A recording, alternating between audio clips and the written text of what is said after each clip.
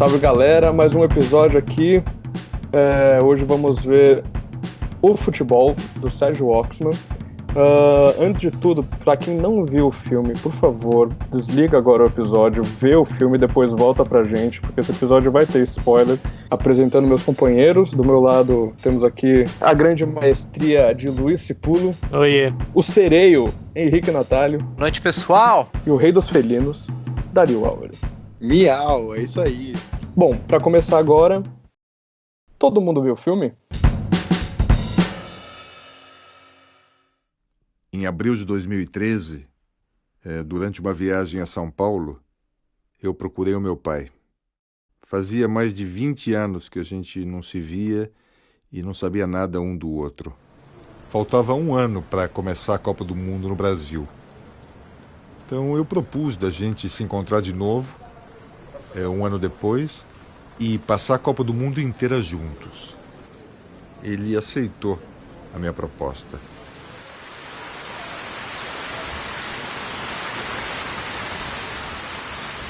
O Futebol, ele é um documentário feito pelo Sérgio Oxman, que é brasileiro, porém ele é radicado em Madrid, na Espanha.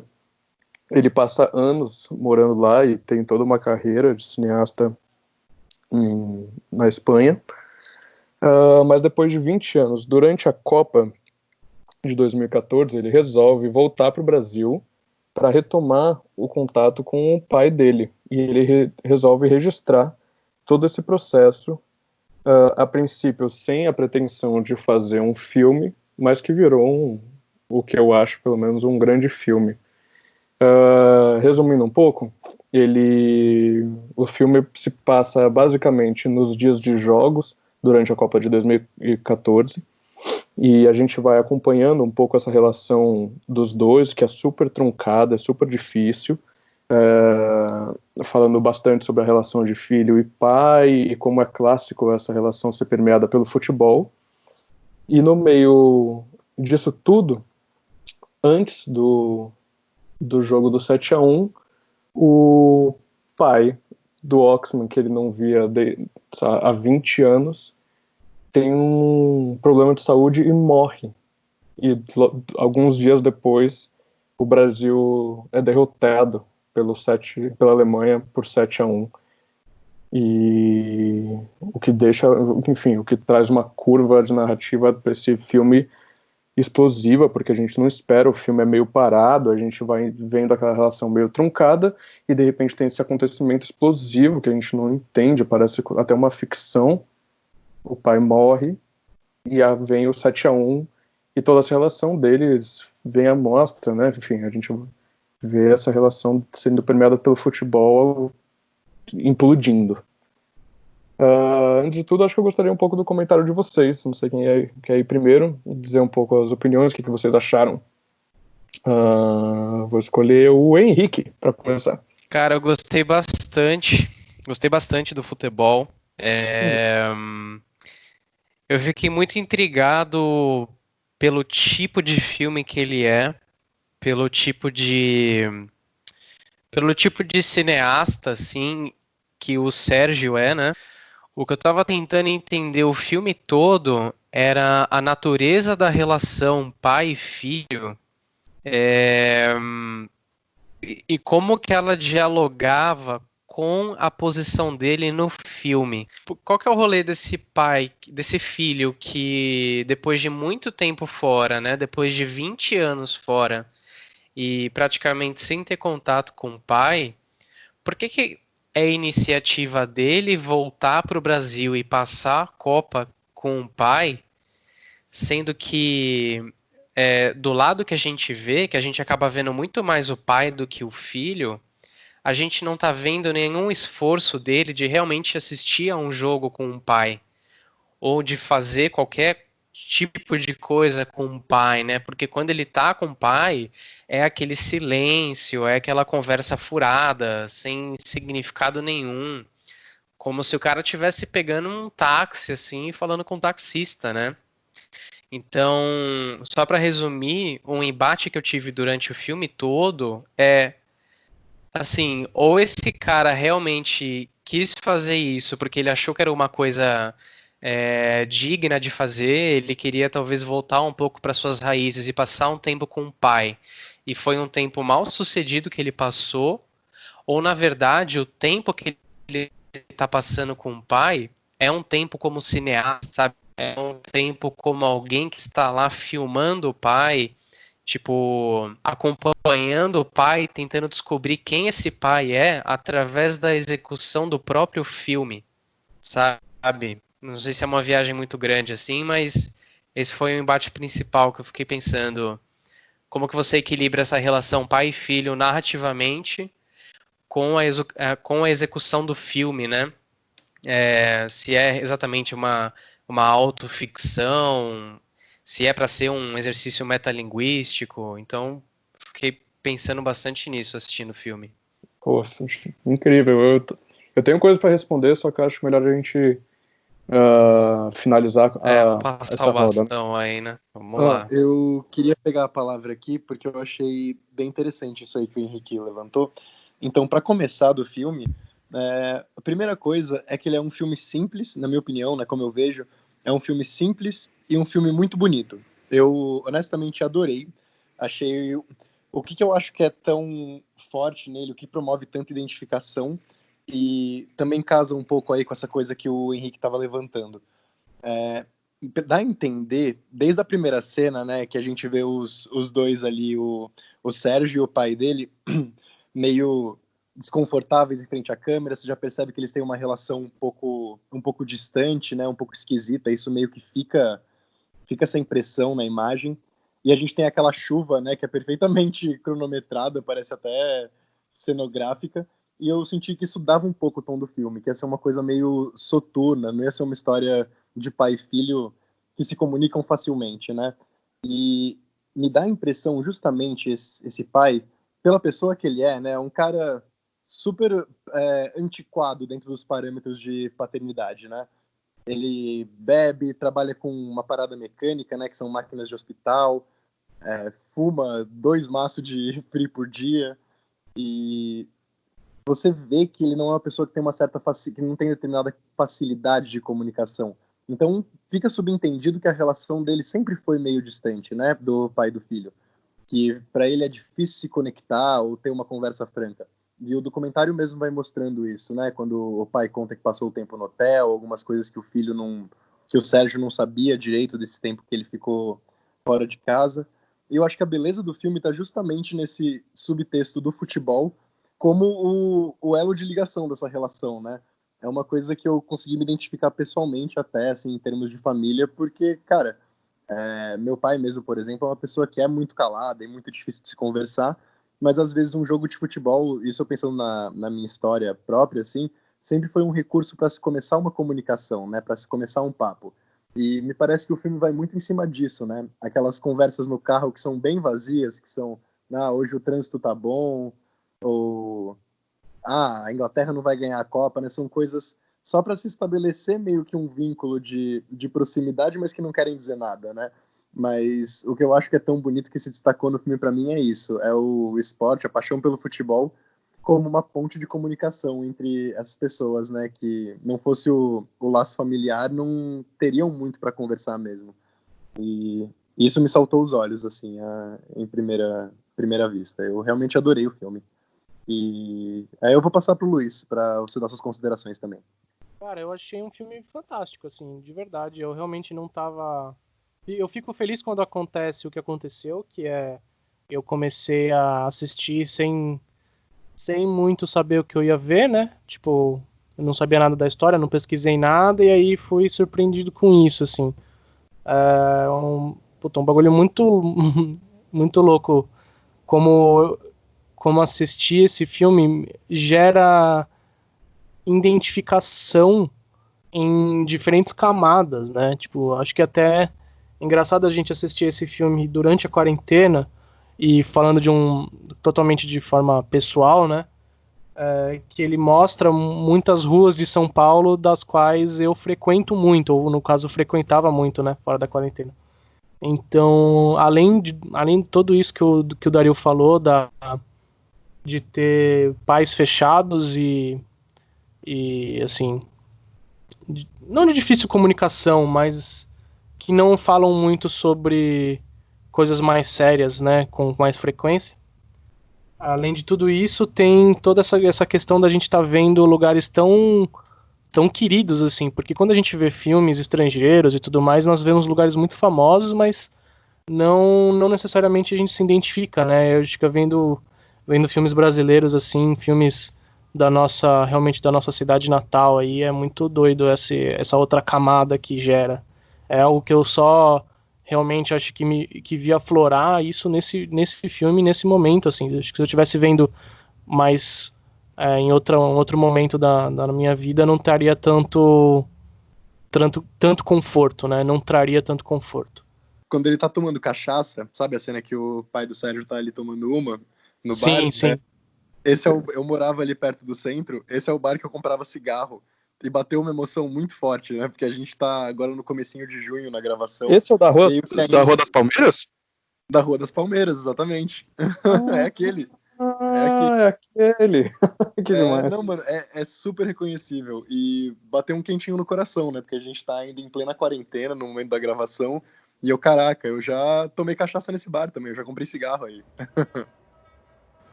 Deve ter acabado o primeiro tempo.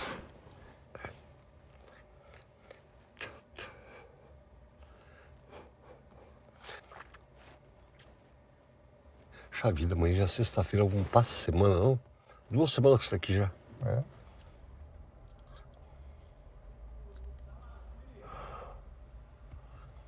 Ai, ai.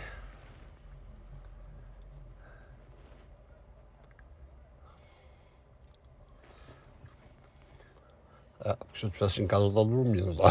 Isso.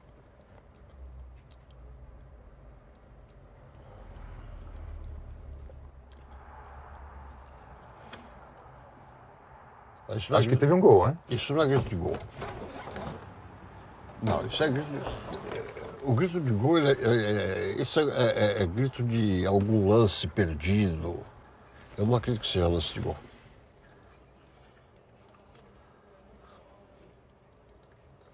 Eu ia falar também que eu tava preparado pra vir aqui, tipo, detonar esse filme também, falando assim, porra, mas qual que é o propósito, Frico? Mais um filme que eu não entendi a porra do propósito, não sei o quê. Mas na metade não, tipo, no fim do primeiro terço até o fim, assim, eu já fui captando, assim, o motivo, além da estética, porque a estética desse filme é muito foda, né? Tipo, eu realmente gostei muito de toda a construção imagética que ele tem, assim, tipo... Total. Muita loucura. Não, é muito bacana mesmo, em termos de imagem, de construção da narrativa, assim, você percebe alguns momentos que só pelo trabalho de câmera ali, eles estão no mesmo ambiente, né, pai e filho, mas estão distantes. Até acho que o plano de abertura é um pouco isso, né, a sequência de abertura, digo, porque quando mostra o carro pela primeira vez, tá só o filho ali no banco do passageiro e o pai ainda não entrou. E isso me deu uma marcada, assim, tipo, ó, o pai não tá aqui. Aí ele entra no carro e eles saem, e é aquele papinho furado, né, aquela conversa que não leva a nada. E você vê que você entende já de princípio que eles estão distantes mesmo estando do lado, né? E eu acho que isso é um fenômeno imagético que se repete, assim, no filme inteiro, né? Sempre essa coisa deles não conseguirem se aproximar, não conseguirem estar próximos mesmo estando aí apertadinhos um do lado do outro, né? Tipo, eles não conseguem se conversar só por se conversar, né? Eles estão sempre fazendo outra coisa junto com a conversa, tipo, as inúmeras vezes que eles estão dirigindo, né? Tipo, e nos outros momentos, como no próprio hospital, quando ele já tá no hospital, é uma conversa, tipo, que só aconteceu daquela forma porque o cara tá literalmente de cama no hospital, né? Então, Total. você percebe muito como tinha esse distanciamento, né? Além do fato de como a trama, de certa forma, vai sendo apresentada pra gente, de que o filho, o próprio Sérgio, né? Ele não mora junto, né? Ele, tipo, tá vendo o pai depois de muito tempo, né? E a gente não pega isso logo no começo, né? Sim, no começo eu até fiquei com a impressão, porque o Sérgio fica em torno de 20 anos na Espanha, né? Alguma coisa assim. E isso, 20 anos. E aí, numa cena que eles estão, acho que na Marginal, inclusive, conversando no carro, que ele pergunta do hotel, né? Fala que ele morou em hotel e tal, e aí ele menciona o divórcio. E eu não tinha entendido, eu tava presumindo no começo do filme, que acho que ele também ainda não revela, que esse pai tinha, tipo, só fugido, sabe? Não tinha sido um divórcio. Achei que esse pai tinha abandonado, e aí ele tinha ido pra Espanha estudar e tudo, e feito esse reencontro. Eu achei que isso ia ser uma camada mais intensa da coisa, mas, né, pelo que dá a entender, foi um divórcio tradicional mesmo, e o pai acabou passando o quê? Uns 12, 15 anos, nem ele sabe direito, né, no hotel.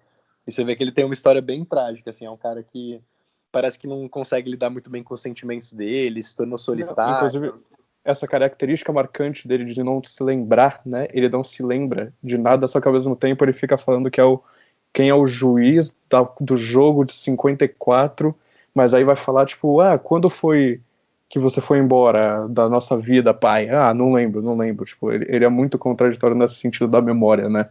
É muito louco essa relação. Não, Porque é isso. Uhum. E dá essa impressão de que, como é o futebol, que é uma coisa que ele é muito apaixonado, né? O pai é um aficionado mesmo. E então ele faz questão de se falar, né? Chama qualquer um para debater de futebol comigo, que eu vou lembrar o juiz de tal coisa.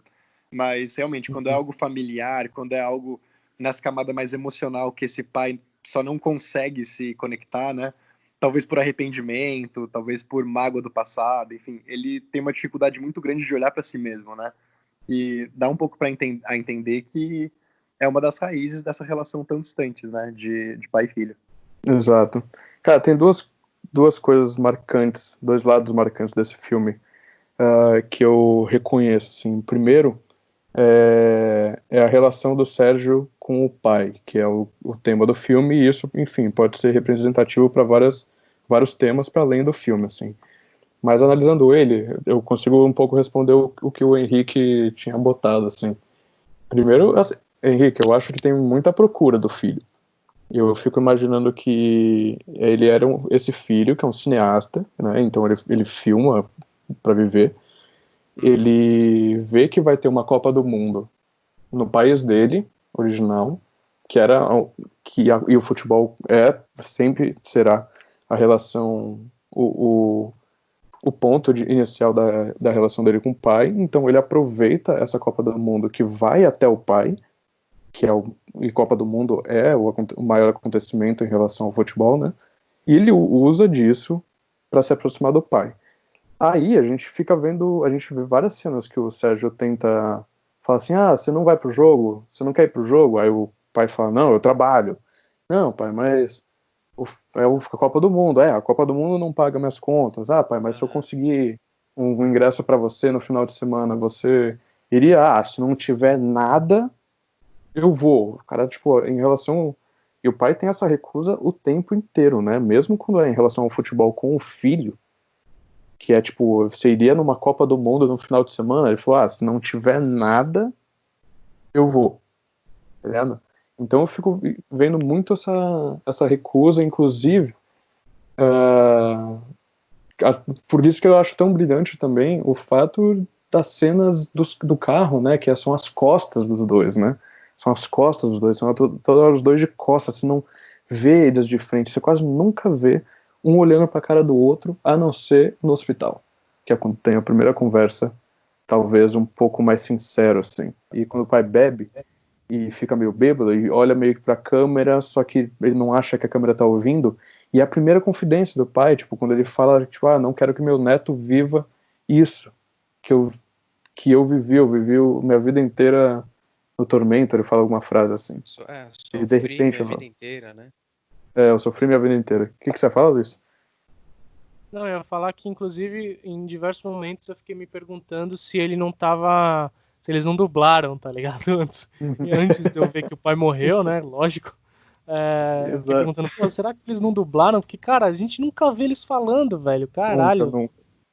Inclusive, enfim, até esse jeito de filmar, aí eu vou pro segundo ponto, né? Eu falei desse primeiro ponto, que é a relação dele com o pai. E outra coisa que eu acho marcante, que na verdade é o que eu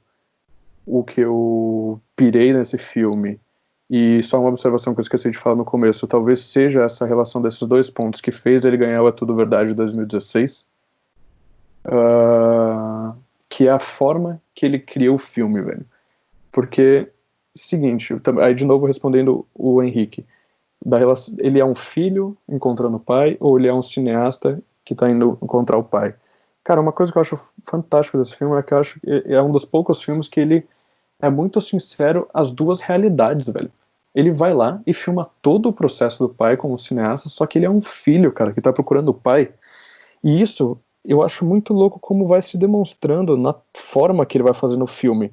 Porque você acha que é uma ficção aquilo, cara. O filho fala. Vocês lembram de uma cena que o pai fala: Ô Sérgio, eu posso ir embora daqui? Que ele tá num bar. Lembra? Ele tá num bar e ele pergunta pro Sérgio: Sérgio, posso ir embora? Antes, Isso, eu acho que é um pouco antes ou depois desse momento dele de bêbado triste, que ele de fala bêbado. pro Sérgio, não é pra câmera, é pro Sérgio, né, que Exato. ele tá falando.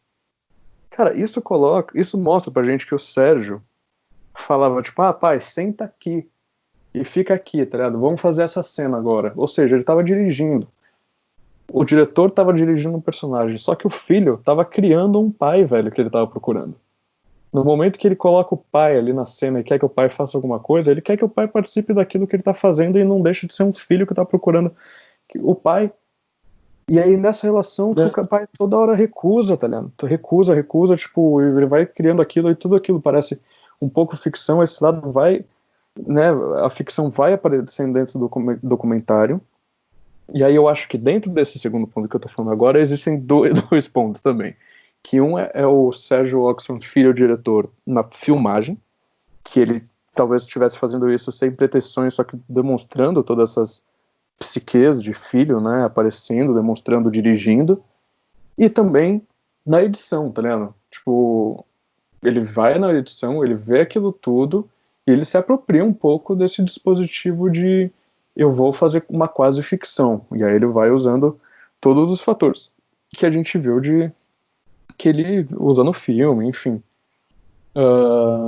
Com aquela entrada na chuva, colocar naquele começo, abertura, ou deixar tempos estendidos do pai, tipo um tempão longe, fora do carro, e depois ele anda. Isso tudo são dispositivos que ele usou também para confundir essa realidade, ficção, esse filho e diretor. E o que eu acho mais louco é que ele vai filmando, cara, ele vai tentando procurar o pai. E o pai, velho, morre, cara. E o Brasil leva 7-1, velho. Acontece uma dessas, eu vou ser bem prático agora, técnico, uma dessas magias, porque é uma coisa horrorosa isso que acontece, né? Tanto a morte quanto o 7-1. Mas acontece uma dessas magias de documentário que que é um acontecimento inesperado que transforma o filme para outro lado, tá vendo? E ele amarrou tudo isso e fez o filme que ele fez, tá ligado? Eu acho isso uma loucura. Tipo, o quanto ele conseguiu amarrar esses dois lados da vida dele, que é o que ele estava fazendo, o que ele estava tentando fazer ali. Samba que dá, bamboleio que faz gingar, o Brasil do meu amor, Terra de Nosso Senhor, Brasil, Brasil, Brasil. oi, ouve essas fontes murmurantes, aonde eu mato a minha sede, aonde a lua vem brincar. Frico, você acha que antes dessa tragédia ter acontecido, sobre o que seria o filme? Porque, antes de você responder, tipo, porque você falou dessa quase ficção, né, que ele constrói, e eu concordo com você.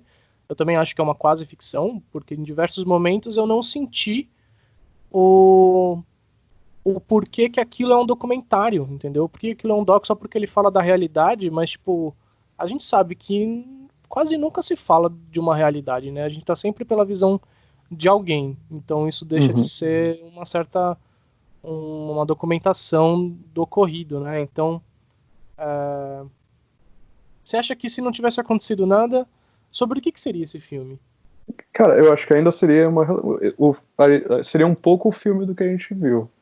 Sem o fator explosivo, que é a morte, e talvez sem o 7-1, mas ele seria um filme sobre a relação do Oxman com o pai dele.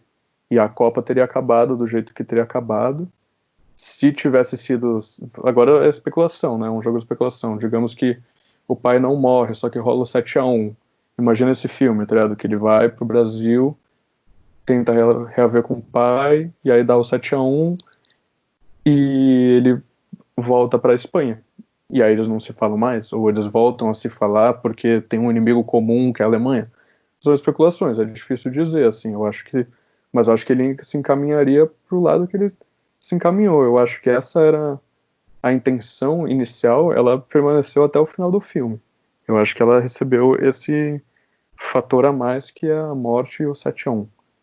Mas eu acho que a ideia talvez sempre estivesse lá, ou talvez, Luiz, pode ser que o filme não tivesse acontecido mesmo, tá ligado? Talvez ele tivesse filmado e visto na edição e falado, puta, isso daqui não é um filme, mas aí eu não sei te dizer além disso. Vocês acham mesmo que o pai dele morreu? Não, Que o pai dele morreu. O pai dele morreu? Acho que deixa bem claro, assim, pelo que eu entendi, assim, na hora que eu tava vendo, me pareceu 100% que o pai dele tinha morrido. Não, Não, no o pai filme dele morreu. beleza, eu digo de fato, assim, ele Na vida real morreu. E foi naquele momento mesmo, naquele ano, naquele julho. Não, Acho que naqueles foi dias naquela- mencionados, velho. 3 Tipo, ele dias morreu antes do durante. 7-1. Ele morreu durante a filmagem mesmo, mano? Durante a filmagem, velho. Caramba. Não, então, porque isso eu cheguei a pesquisar o nome do pai dele, do Simão, mas eu não achei nada, assim, que eu conseguisse concluir que ele de fato morreu durante o Evidências filme, né? concretas. Não, assim, o Então, filme tem só muitos falava do lados de filme. ficção, assim, o filme tem, ele é um documentário com elementos de ficção, só que ele é um documentário pelo fato de acompanhar os elementos da realidade, assim, Sim, sim. tudo bem, ele é toda hora confundindo com a vontade e às vezes até subconsciente do diretor, que sempre é um filme, só que nesse principalmente, porque é um filme sobre ele e o pai, né? Mas assim, Então, quando ele coloca que o cara a cena da UTI e a data, que é a data do jogo, o pai dele estava na UTI naquela data do jogo. Quando ele coloca o funeral naquela data do jogo, é porque o funeral do pai estava sendo naquela data do jogo. Sim, sim. Então, para responder também o que o Luiz falou sobre, tipo, considerar esse filme um documentário, eu acho que tudo bem, a gente entende que documentário tem sua parcela de ficção e vice-versa. Mas eu acho que, às vezes, sei lá, na maioria das vezes, eu acho que a última palavra, quem decide mesmo se é ficção ou se é documentário, é o diretor, né? É, tipo, o idealizador do filme, assim, né? Tipo, eu acho que por mais que a gente acabe ficando, por mais que um tenha parte do outro em si, e a gente meio que fique preso, assim, a características do gênero e tal, eu acho que é um pouco responsabilidade sua como cineasta você dizer pra você qual é o gênero do seu filme, qual é o tipo do filme que você tá fazendo, sabe? Porque também, antes de você falar que essa meia dúzia de filmes aqui é um documentário, é mais interessante você perguntar para cada um dos cineastas dessa meia dúzia como que eles interpretam o filme que eles fizeram. E ainda mais nessa área de autoficção, enfim, esse fic doc, assim, né? Ainda mais, tipo, nesse tipo de filme é uma linha muito tênue. Mas eu acho que é interessante você ouvir também como que o cineasta entende como é esse filme dele. E eu concordo com o Frico que o processo deve ter sido muito assim, porque não é um filme de grande orçamento, não é um filme de grande produção, é um filme muito pessoal. E acho que, tipo, o cara poderia muito bem, na ilha de edição, ter feito outra coisa, ou só não ter feito filme, ou ter feito uma coletânea de curtas, qualquer coisa assim, sabe?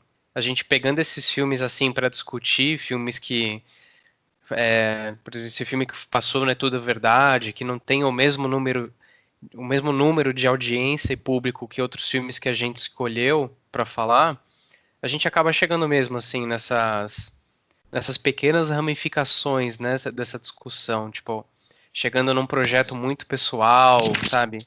Quando você tira todo esse valor comercial do filme, eu acho que fica mais liberado pra gente falar das reais intenções do cineasta. Não, legal. Eu queria também aproveitar e levantar 2 pontos. Uma coisa que o Frico falou e também para responder, colocar meu take aí na pergunta do Luiz. Uma coisa que o Frico mencionou que eu achei, cara, maravilhoso, é essa questão mesmo. O filho dirige o pai nesse filme e depois de mais de 20 anos sem se ver, né, tendo essa relação distante, ele cria um pai ali, né? O que ele imagina que seja e o que ele vê ali, que ele redescobre esse pai quando eles se reencontram, ele está realmente criando uma figura paterna que desapareceu. E, ao mesmo tempo, uma coisa que é muito legal de enxergar disso, que eu acho que é interessante pontuar, é que o pai também cede às vontades do filho, né? Então, o filho quer dirigir, o Sérgio fala para ele, fica, a gente entende isso, né? Que ele fala, fica aí sentado pra gente gravar você um pouco.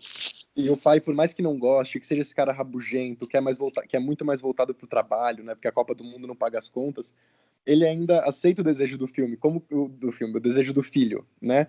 Como se tentando realmente restabelecer esse vínculo familiar que foi quebrado. Então, praticamente o processo do documentário, e isso já entrando no que seria minha resposta aí para o que o Luiz perguntou, se o pai não tivesse morrido, eu acho que ainda seria uma coisa que chamam, né, de documentário de busca. Seria o documentário desse filho que procura o pai que há mais de 20 anos não vê. E a história seria isso, né? O Kiko Goifman, acho que faz um documentário de busca que é muito interessante, que é o 33, que ele com 33 anos vai procurar o pai, que ele não sabia do paradeiro, e me trouxe uma certa similaridade aí. Outro filme, desculpa, só pra claro. somar aí. Outro filme é Um Passaporte Húngaro, do Sandra Kogut. Isso, exato. Eu não lembrava o nome, mas me passou pela cabeça também. Eles todos têm essa mesma vibe de procura. E eu acho que para esse tipo eu gosto até de usar a palavra registro, né? De registro documental, não tinha como saber que o Simão ia morrer ali, né? Um pouco depois do trágico 7-1. Um pouco antes do 7-1. Um pouco antes, desculpa. E, ao mesmo tempo, eu acho que o filme já tem sua proposta, sua história bem definida, né? A história desse reencontro, é a história dessa reconstrução de uma relação. E, enfim, o que apareceu que foi mágico, né? Que foi essa relação com o 7-1, toda essa tragédia desenrolando nesse ponto do filme, eu acho que só somou a história. Mas desde os primeiros 20 minutos do filme eu já fui muito sugado para dentro da história, para essa relação dos dois. Eu acho que isso por si só já fala o que o filme é, né? E aí, como um extra, a gente tem esse socão no final. O Simão Oxman morrendo, né? Existe também um lado desse filme que é mostrar um pouco, velho, a decadência do Brasil em relação e através do futebol, né, cara? E eu acho que uma cena que aparece muito isso é a cena que o pai, provavelmente já tá um pouco mamado, vai lá e começa a cantar Aquarela Brasil. E aí aparece um cara de bicicleta e começa a cantar com ele. E essa música, Nossa, na verdade... full bêbado, triste energy. Então, e essa música, na verdade, é uma música que foi um símbolo de exaltação, eu nem sei dizer de quando. Periga-se ter sido na época da ditadura, mas eu não sei. Enfim, só sei que é uma música famosa meio que para exaltar o Brasil. E eles cantam naquela cena suja, naquele chão sujo, daquele jeito meio triste, velho. E que traz essa discussão que a gente pode conversar também. Isso já é uma discussão enorme, que acho que nem cabe aqui inteiro, que é o papel do futebol na sociedade também, né? Enfim, esse papel de ser um papel motivador, ele ter essa uma função de aumentar a moral e a gente ter levado a rasteira das rasteiras, mas antes disso também, às vezes, o futebol funciona como um alienador, né? Perante todos os problemas que a gente tem, apesar dele em si representar vários problemas sociais dentro deles, né? Sei lá, tipo, uma coisa que eu descobri lendo um pouco desse filme é que 1% dos jogadores de futebol se mantém com o seu próprio salário. Eu achei isso completamente absurdo, velho. Eu não sabia disso, não sei se vocês sabiam, que 1% dos jogadores de futebol se mantém com o seu próprio salário. Os outros 99% de jogadores não se mantêm com o seu próprio salário. E eu acho que, enfim, aí tudo isso, toda essa questão do futebol, de problematizar o futebol, e o que eu acho necessário, na verdade, eu acho que ele se apresenta um pouco nesse filme, principalmente para quem é brasileiro, né? Porque esse filme ele teve uma visibilidade muito grande internacional. Ele passou em Locarno, ele foi super bem discutido em Locarno, passou no Doc Lisboa. E só que eu acho que pro brasileiro, principalmente, ver esse país. O filme foi lançado depois, né, de 2014, ele foi lançado em 2016, talvez 2015. Então, os espectadores desse filme já tinham levado a pancada, né? Já tinham levado esse Silent Death na cara.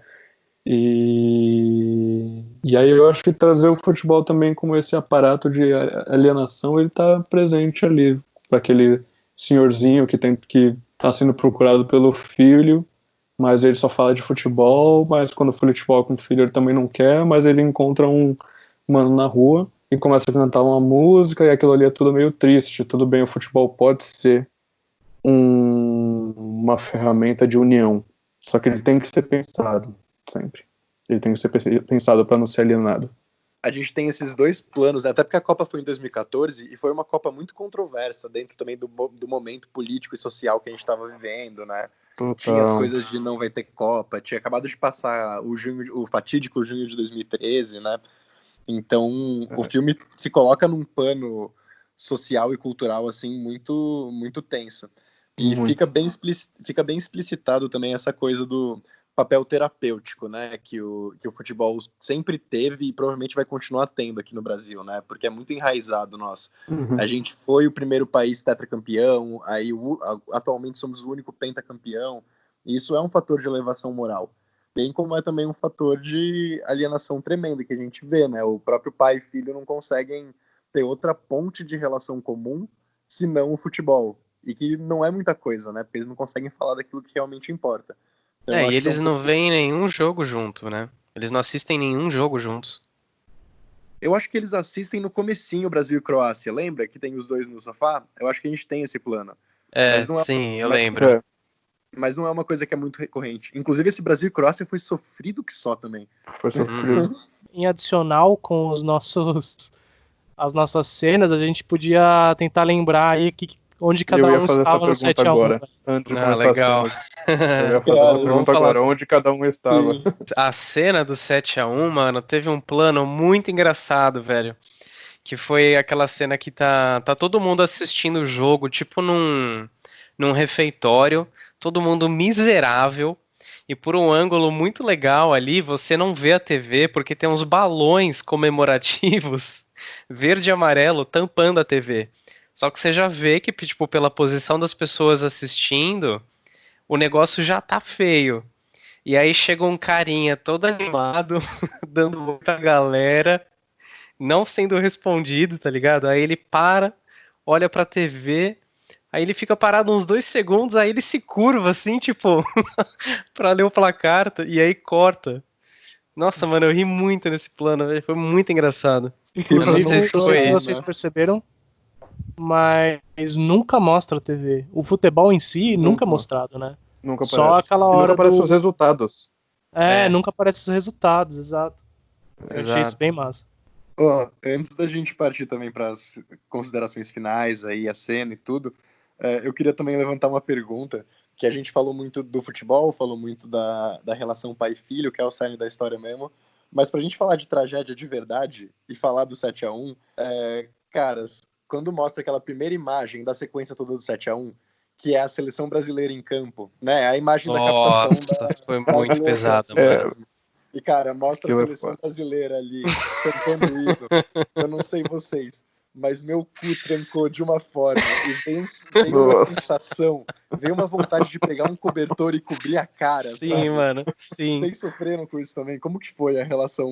Foi quando tudo começou, né, cara? Naquele dia, o Covid estava sendo sintetizado em algum lugar. Tudo aconteceu por causa do 7x1.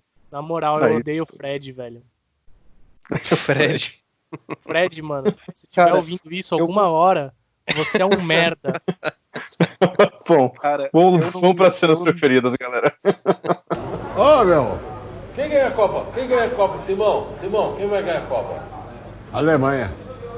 Ou Argentina. Alemanha. Também acho que é Alemanha. Brasil nem pensar. Eu acho que é Alemanha. Aliás, eu gostaria que o Brasil não chegasse na final. Vai, Luiz, fala pra gente sua cena preferida. Oba, eu queria ser o primeiro mesmo, porque eu acho que a cena que eu vou falar, todo mundo ia querer, então eu vou pegar ela pra mim mesmo. Droga. Que é, logicamente, ele, mano, cabisbaixo no bar, dando a primeira confissão lá, que é sobre o sofrimento, que, mano, essa cena me fez lacrimejar forte, velho, sem brincadeira. Eu nem tava entendendo por que eu tava lacrimejando, mas eu, velho, real, lacrimejei quando eu vi esse planinho mais próximo dele, assim, sentadinho, tomando a cachaça, velho.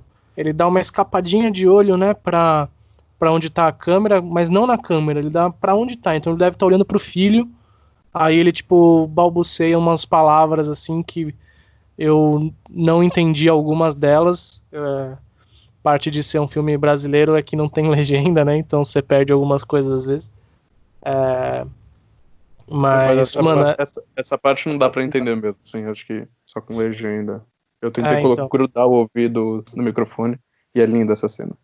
E, mano, pra mim, sem precedentes, assim, essa cena é muito, muito boa, muito boa, muito boa, sério. Você acha que nesse momento ele dá mesmo uma escapadinha pra câmera com o olho, né? Isso fica bem perceptível. Você acha que ele teve alguma relação meio... Sabe essa coisa muito comum de documental ou até de entrevista, que quando você aponta uma câmera pra uma pessoa, ela meio que subentende que tá sendo filmada.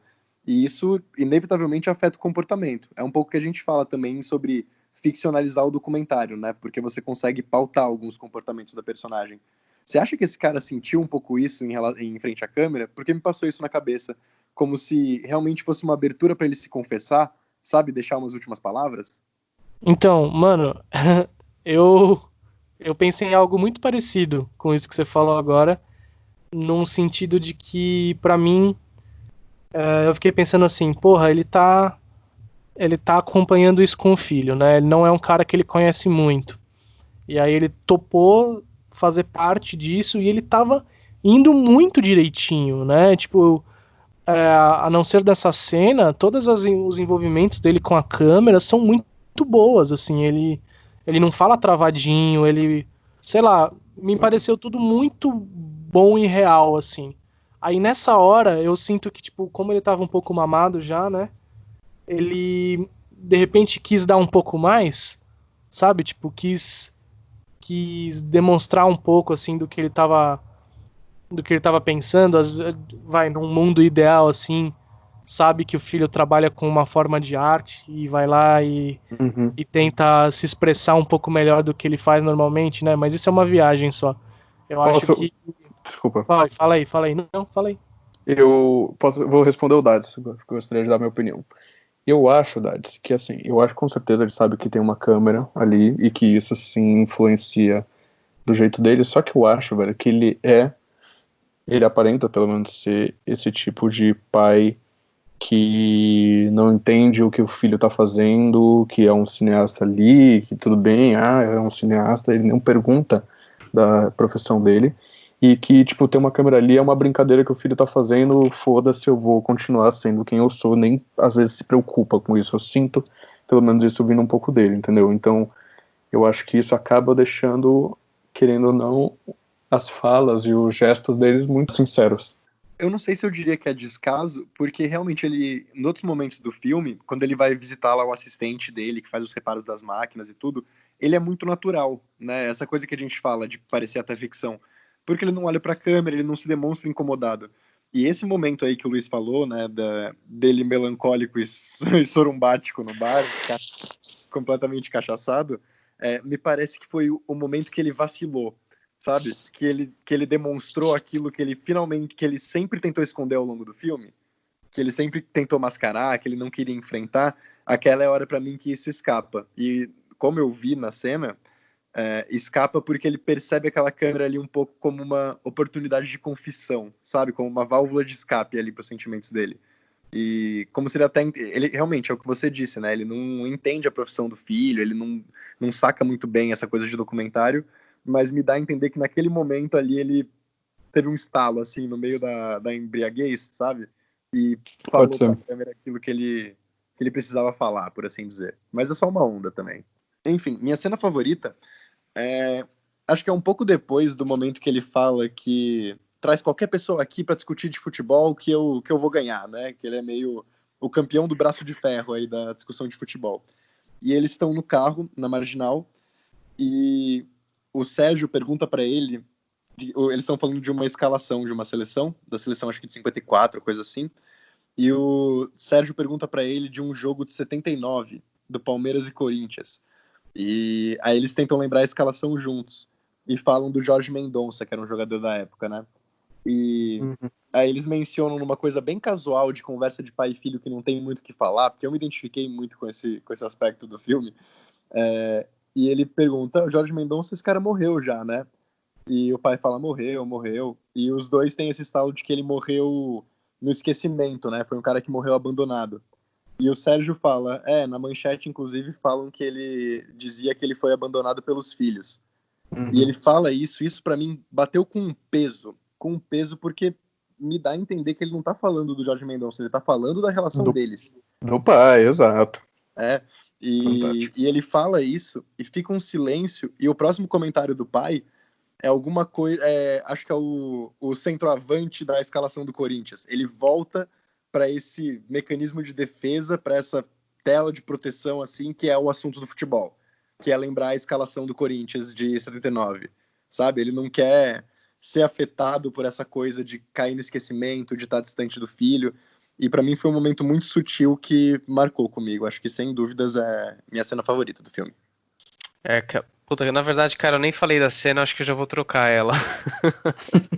Então, Eu vou deixar. Essa que eu ia mencionar, eu vou deixar como uma menção honrosa e vou falar da que eu gostei mais. Essa da menção é a primeira vez que ele tá vendo um jogo sem o filho e ele tá assistindo atrás do manobrista lá. E aí ele começa a falar, tipo, a da Iugoslávia foi em 60 e pouco e tal, isso foi há 28 anos. E aí os dois param. E você já viu que tá errado, né?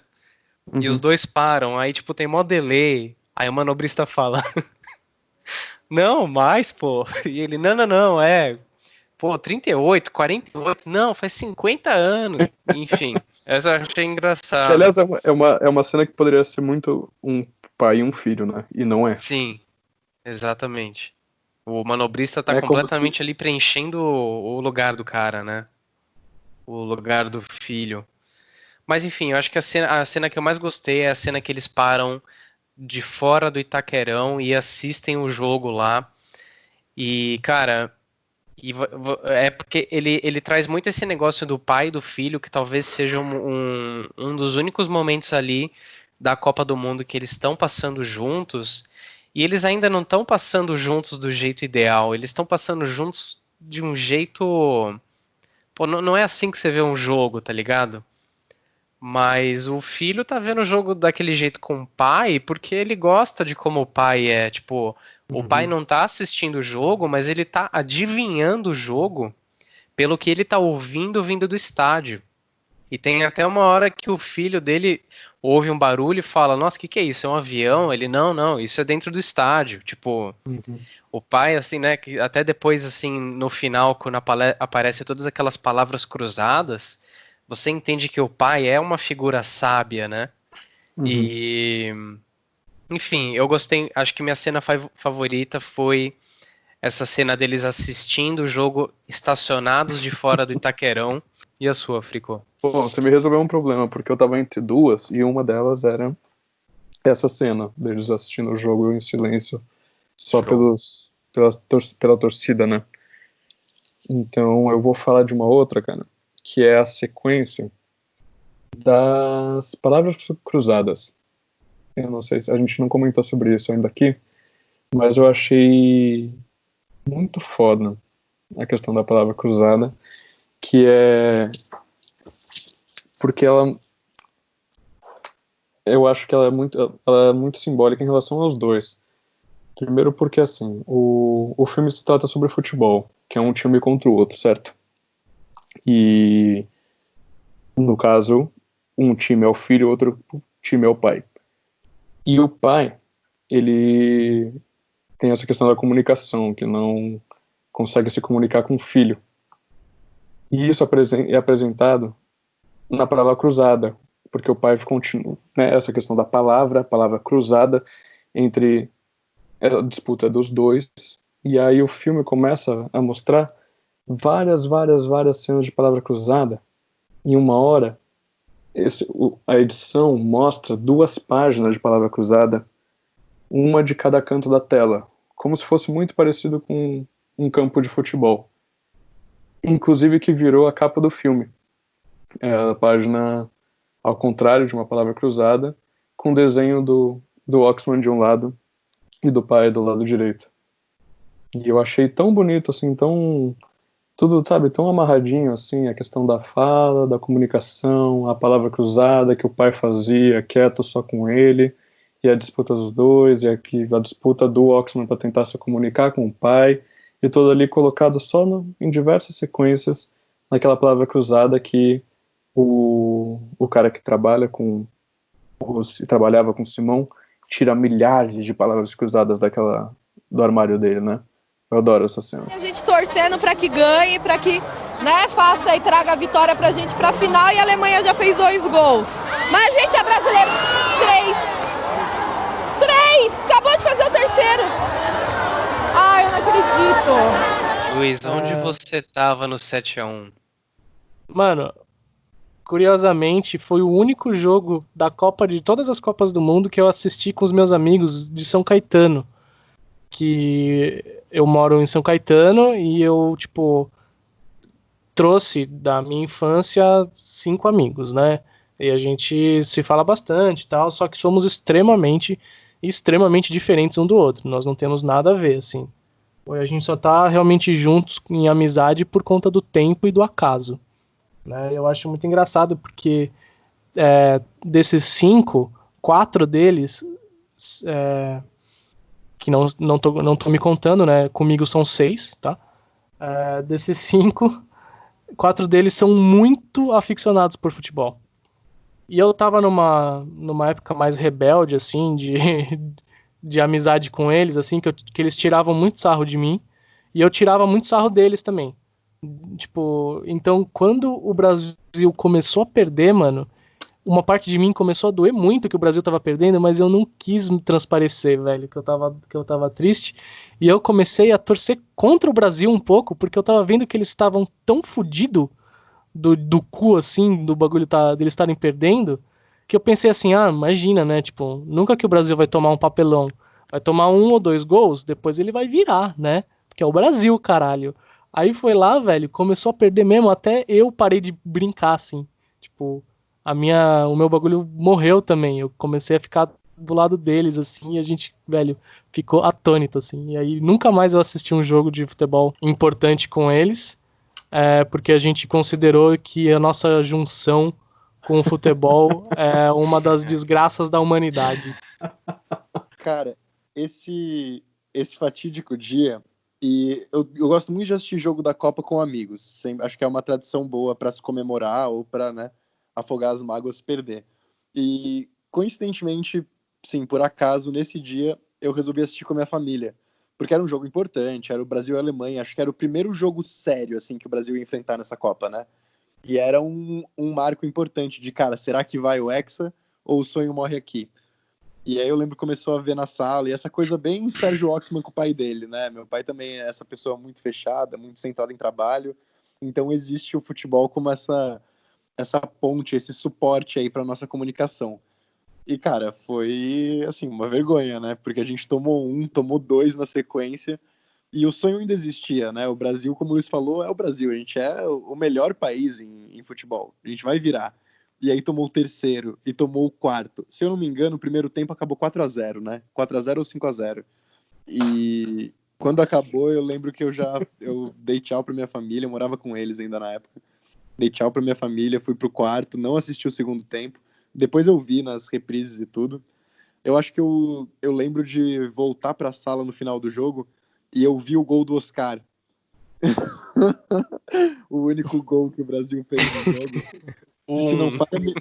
Se não falha a minha memória, já estava 7-0, né, cara? Teve um momento da partida, foi isso mesmo. Ficou 7-0 e foi um dia de muita angústia. Eu lembro que não tinha, assim, eu era muito pequeno quando o Senna morreu, mas eu imagino que a sensação, assim, da população brasileira era algo similar, sabe? Era um sonho que foi enterrado, assim.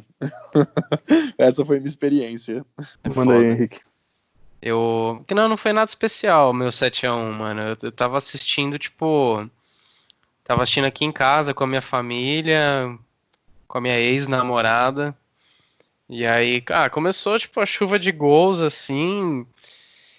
Sei lá, acho que eu tive a sensação do jogo que a Alemanha tava muito grande pro Brasil. Assim, eu não sabia que ia dar essa merda, assim, né? Que ia chegar a 7 gols. Mas eu já tava meio que tendo a sensação que tava muito poderoso, assim, sabe? E aí, cara, eu lembro que a sensação que eu tive com um gol indo atrás de gol era como se eu estivesse jogando na seleção e eu estivesse jogando nas Olimpíadas da escola. Porque eu era o cara que não sabia jogar, né? E aí eu entrava no time dos que não sabiam jogar. E como tinha muito aluno na minha escola, eles não faziam um time por sala. Eles faziam 2 times por sala. E aí eles faziam 2 categorias. Só que aí, tipo... o que eu digo agora que é Que maldoso isso, cara. 2 categorias. Então, os bons e os maus. Não, e não é só isso. Em vez de, tipo, todo mundo já aceitar, tá, eu acho que vocês jogam melhor, então vocês vão pra A. Não, joga A e B, vamos só ver mais uma vez. Só pra ter certeza quem é bom mesmo. E aí, aquele foi o meu 7-1. E eu fui o Oscar, mano, porque eu fiz um gol depois do 7. E a gente gritou como se a gente tivesse derrubado o fascismo, velho. Era isso que eu queria que tivesse acontecido, mas... foi isso. E o seu, Felipe? Cara, eu vi todos os jogos da Copa com amigos. E toda uma comemoração de farra, assim, festa. Esse eu vi em casa. E eu lembro que a sensação de não estar com um amigo, assim, tipo, estar em casa vendo aquilo se acabando, parecia que tiraram a saturação do mundo, né? De repente tudo ficou preto e branco, assim. E começou a tocar Celine Dion, assim, na vida. E aí eu lembro que foi nesse dia, cara, eu acho, que eu abri a NBA e comecei a ver NBA desde então. Eu já parou. Um pouco menos, um pouco mais, mas comecei a ver basquete. Desde esse dia eu tenho uma dor nas costas crônica, né, que nunca me abandona. Meu cérebro bloqueou. O quê? O que é 7-1? O que é 7-1 que vocês estão falando? 7-1, isso nunca aconteceu. 2014 não teve Copa, gente. O Brasil tava pegando fogo, tinha um monte de manifestação. Não teve Copa, lembra? Essa é a parte que começa a bateria, né? Do finalzinho do nosso episódio, o Turu. Quem faz aquelas pode falar, hein? Pau no cu da Amazon, da Netflix também. Todo mundo tem que piratear. É isso, galera. Uma boa noite pra vocês aí, gente. Pirateiem, mas pirateiem com consciência. Beijo. Falou. Bom filme. Beijo.